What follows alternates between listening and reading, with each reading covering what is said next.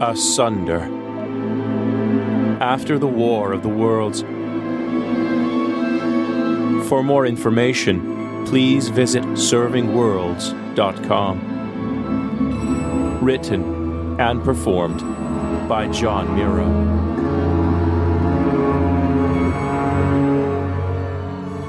Thieving invader guns. That's a capital crime, he said, and pointed the barrel at Hope's forehead. Say hello to the angels, mate. His jagged yellow smile widened as he took careful aim and cocked the hammer. Hold your fire, all of you, the lieutenant barked. Marcus heard an edge of panic in his voice. No one's to fire. Right enough, the fuzzy there and his man were making off with arms, sir, ground out the thin soldier whose pistol was trained at Hope's head. Law's clear. That's quite enough, Brimley.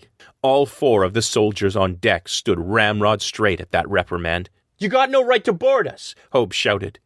Marcus looked at his first mate, whose face seemed to be stuck between a boiling anger and magnetic attraction to the sharp bayonets only feet from his head. He caught the engineer's eyes and made a calm down gesture with both hands. Lieutenant, they're guilty. They've got no right. Burns turned on his heels to Marcus. Captain Riggs, I hold myself responsible for this soldier's ignorance. Please accept my apology. He'll be properly disciplined for drawing arms and for his words, I assure you, sir. Then he gestured to the alien weapon. But I must take this. Marcus shook his head. Held against our will for more than a year, we didn't argue. We done our part. More. Now we're off to swim with the sharks, and you want us toothless. He saw a flicker in the officer's eyes. Burns had some idea what was happening out there. Good. Lieutenant, Marcus reasoned with the man, we're taking nothing that wasn't dropped to rust in hundreds of cities. We need the weapon to make it across the open sea. Officer Burns opened his mouth to speak again, but did not. He looked stricken. But things were calmer now, and his words were firm. The man I relieved of this post spoke very highly of both you and Mr. Martin. But I'm sorry, my hands are tied. I must confiscate the weapon. Halifax, Samantha, Robert. Marcus fought not to lash out. He didn't want to hurt the officer, but he needed that weapon. Which is it, Burns? Hope finally snarled. Your fancy-pants majesty wants us gone, or she wants us dead? One of Hope's guards snarled and raised the butt of his rifle. Cowardly, sir! Burns roared at the soldier, surprising Marcus again. Burns stomped forward, out of position to cover Marcus, and pulled the rifle from the offending soldier's grasp. The man is unarmed. Marcus tensed. If he could get Burns's pistol. Only his growing respect for the young officer had kept him from acting, but it had to be now. He took 2 quick steps forward, one hand flattened to push the officer forward, the other reaching for the officer's holster. The instant before either hand committed him to action, a shadow raced across the deck of the Pegasus. A torrent of wind bobbed the ship, and Marcus looked up to see iridescent winged shapes in the sky shooting overhead. He felt the strange buzzing of engines and watched with growing dread as it banked around and back to the harbor. At arms! Burns bellowed, quickly shouldering the rifle he'd taken from the soldier and aiming it skyward. Marcus watched, skin crawling. He remembered when the sky was clogged with those shapes, as the alien sky ship approached with a building whine. It closed again on the harbor, and lightning crackled from barrels beneath its wings. Balls of white, crackling energy hammered the wood and ironclad ships in the harbor, with flashes and roars that deafened. Ships rocked from the impact. One vessel exploded, sending up a geyser of water and metal shrapnel to set off the steam heart of a neighbor. The pilot of the invader ship was taking its time, traveling at only 10 or 12 knots, the better to ensure the destruction of as many vessels in its path as possible. In slow motion, Marcus saw one of the soldiers fall to the deck beside him, his legs going one way, his torso the other. He saw Hope run past the dying man towards the cannon they had just fastened down before Burns had arrived. He saw Burns stand, steady as a rock, and fire his single-shot rifle into the sky. His aim was true, flaring through the force wall defending the alien craft and impacting on the nose of the ship, just below the canopy window. Marcus was impressed to see the bullets spark on the nose of the ship. Alas, to little effect, save for scratching the black paint covering the nose with the crude skull and crossbones. They were too late to make good their escape. The pirates had come to claim Folkestone Harbor.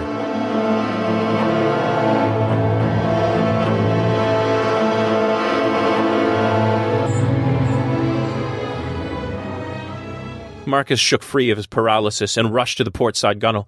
"Today, Hobe!" He caught a glimpse of his engineer flipping switches on the back of the cannon before he fell to his knees and felt for the edge of a particular wooden plank. "I'm going as fast as I can!" his engineer shrieked. The hair on the back of Marcus's neck stood on end as the hum of the cannon began to build. "Lieutenant!" Marcus called as he hauled out a canvas sack and upended its contents onto the deck. One of several blue and silver double-barreled alien rifles skittered across the deck to Lieutenant Burns's side. He cocked an eyebrow at Marcus, even as he dropped to one knee to recover the weapon. Marcus held another in front of his body and gestured to the bottom of the rifle, where the copper wiring and cogs he and Dr. Grace had installed led to a trigger shaped for human hands. The weapon hummed to life, and he heard Burns turned on his as well. "Victoria!" Burns shouted and fired a stream of crackling white energy at the sky ship's side. The air around the ship sparkled, and the beam stopped a few feet away from the skin. The scientist's force wall, which was excellent at repelling energy weapons, but Marcus had seen them fall before. He kept firing, as did Burns.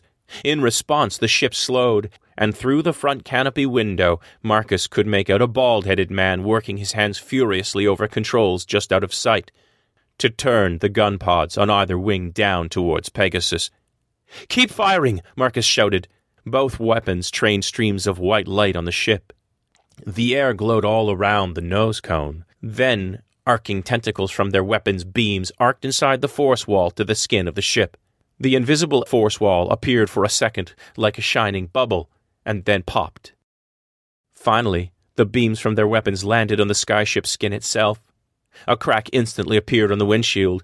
The face inside snarled, and his hands continued their work. Marcus heard the ka-chunk from the skyship's gun pods as they locked into place. "Hobe, fire! Damn all fire! Charging!" Hobe's voice came out, pinched. The skyship fired first. The gun pod beneath one wing boiled water to steam in the waves beside Pegasus. The other tore a chunk off her brow. Another soldier gurgled and stopped firing as he fell to the deck. Hobe began to scream triumphantly before his voice was lost to the fury of the cannon. Marcus watched a solid beam of light, as thick around as his head, cut a swath through the air. It slid across the skyship from stem to stern, and Marcus could make out the surprised O on the face of the pirate in the oversized alien command chair, as his severed legs fell through the air towards the bottom half of the falling ship. The entire ship fell in parts to slam into the water, setting up a geyser of steam. Across the deck, another of Burns's soldiers cheered, but his words were cut short, just as he was, as another ray of white light sliced through him and more of Pegasus's deck. He heard Hobe's grunt of horror, heard Pegasus groan and water splash inside, and some other water sound puzzled his senses too. He crouched lower on the deck, his hands searching for signs of another skyship. It was gone. Where was it? It was gone. But there had to be. He'd seen it. His brain froze his body as it suddenly assigned meaning to a strange crash of waves coming from out past the harbor wall. He forced himself to turn that way and watch the sight of a spar stretching out of the water to some point over his head. He didn't want to look. He had to. He saw the second spar as he looked up, and then the third.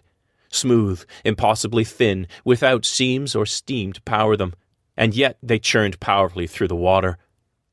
The waterfall still crashed down from something above the three spars, and Marcus let his eyes go where they must. Like always, the sight of the gleaming metallic form severed his emotions. He felt as if scissors had cut the string on so many balloons filled with fear, anger, terror. He watched the clamshell of glowing greens, reds, blues, the cockpit of the walking machine. Long, segmented metal tentacles writhed beneath the giant shell of a cockpit. As it neared the harbor, the thing rose higher still, stories in the air now. The tentacles twitched and lashed, and one of the tall spars, one of its legs, churned the sea into froth as it raised and reached across the rock wall. It screamed, and every man on Pegasus jumped in fright.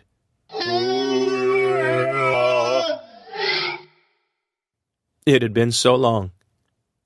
And Marcus knew the aliens were gone, but his body remembered the perfect terror of facing the walking machines. The tripod marched towards Pegasus, screamed its alien challenge, and Marcus trembled. His body reacted with fear, but his mind was clear. He stared up at the creation of beauty. No patchwork marred its smooth surface. Other protrusions, cylindrical barrels extruded below into either side of the shell, and fired.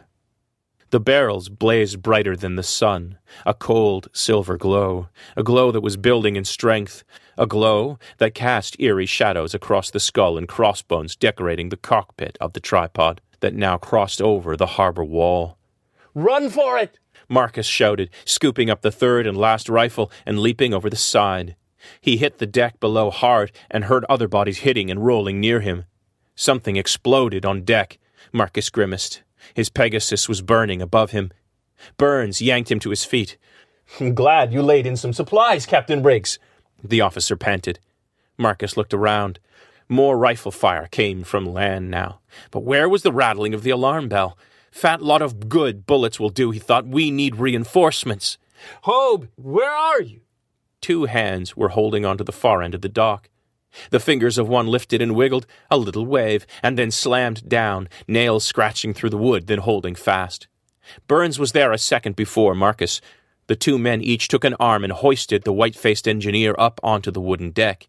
Hobe was stuttering his thanks when another steamship exploded, shattering its neighbors and sending flaming beams through the air. All three men were blown flat to the deck. "Bloody merciful Christ!" Hobe screamed, pulling Marcus roughly to his feet. "Let's go already!" They were all back on their feet when the second skyship buzzed above them like an angry hornet, banking around over the open water for another pass, and cutting through it all. "We need shelter!" Burns shouted. Hobe nodded and started towards dry land. Marcus grabbed him by the wrist. The engineer turned, confusion written on his face. "They'll pick us off before we get back to the land." "Then where?" Burns panted. In his hands were his rifle and another he'd brought for Hobe. "Mr. Martin," Burns panted again and tossed it to the engineer. Marcus spun in a slow circle, his mind serene, effortlessly ignoring his body's urges to run like hell. He was operating almost like a different man now as he planned his next move. He knew the shaking that would come later. It was a good price to pay, if there could be a later. "The harbor defenses," he pointed to the farthest part of the circular harbor's rock wall. "They've got another cannon mounted there." Burns nodded and set off with Marcus. "Sure, and they won't pick us off standing on a bunch of rocks," Hobe groaned, but followed close behind. Marcus ran for all his worth along the wooden dock. A few stragglers rushed past them, trying for dry land. Some of them had fallen, injured from their flights off the crafts the pirates had already set fire to. Marcus hurried past them, unable to help. As they ran down the wide dock towards the far end of the harbor, an impossibly thin metal tentacle whipped past.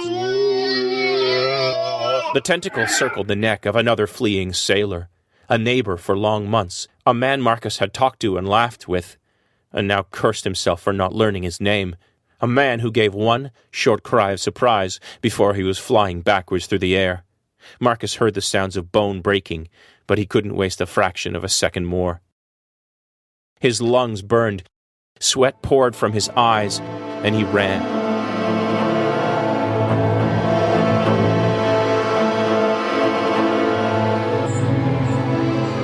You have been listening to Asunder, the first in a series of tales after the War of the Worlds. For more information, please visit servingworlds.com. Music, Ibrido Umano, by Dano, available at danosongs.com. Title image, War of the Worlds, by Adam Blakemore. Learn more about Adam's artwork at blakey00.deviantart.com. Thank you for listening.